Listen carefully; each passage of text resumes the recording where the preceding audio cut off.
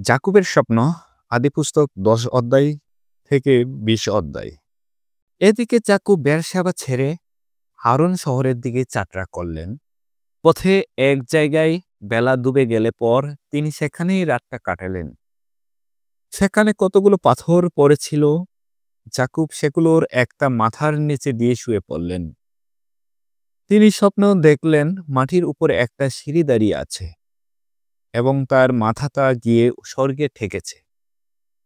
তিনি দেখলেন ঈশ্বরের দূতেরা তার উপর দিয়ে উঠানামা করছেন, আর সদাপ্রভু তার উপরে দাঁড়িয়ে বলছেন, আমি সদাপ্রভু, আমি তোমার পূর্বপুরুষ আব্রাহামের ঈশ্বর এবং ইসাহাকেরও ঈশ্বর। তুমি যেখানে শুয়ে আছো সেই দেশ আমি তোমাকে এবং তোমার বংশের লোকদের দেব। তোমার বংশের লোকেরা পৃথিবীর ধূলিকণার মতো অসংখ্য হবে। পূর্ব পশ্চিমে এবং উত্তর দক্ষিণে তোমার বংশ ছড়িয়ে পড়বে। পৃথিবীর সমস্ত জাতি তোমার ও তোমার বংশের মধ্য দিয়ে আশীর্বাদ পাবে। আমি তোমার সঙ্গে সঙ্গে আছি। তুমি যেখানে যাও না কেন আমি তোমাকে রক্ষা করব। এই দেশেই আবার আমি তোমাকে ফিরিয়ে আনব। আমি তোমাকে যা বলেছি তা পূর্ণ না করা পর্যন্ত আমি তোমাকে ছেড়ে যাব না।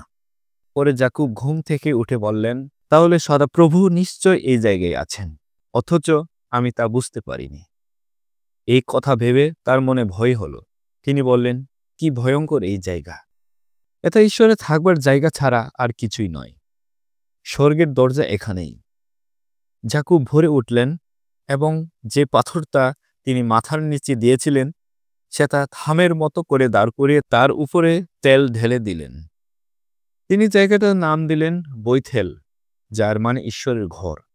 এই জায়গাটার কাছের শহরটার আগের নাম ছিল লুস। এরপর যাকুব শপথ করে বললেন, যদি ঈশ্বর আমার এই যাত্রাপথে আমাকে রক্ষা করেন, যদি তিনি আমাকে খোরাক পোশাক জুগিয়ে দেন, যদি আমি আবার আমার বাবার বাড়িতে ভালোই ভালোই ফিরে আসতে পারি, তবে এই সদাপ্রভুকেই আমি আমার ঈশ্বর বলে মানব। এই যে পাথর আমি এখানে থামের মতো করে দাঁড় করে রাখলাম, এখানেই হবে ঈশ্বরের ঘর। হে ঈশ্বর, তুমি আমাকে যা কিছু দেবে তার ১০ ভাগের ১ ভাগ নিশ্চয় আমি তোমাকে ফিরিয়ে দেব।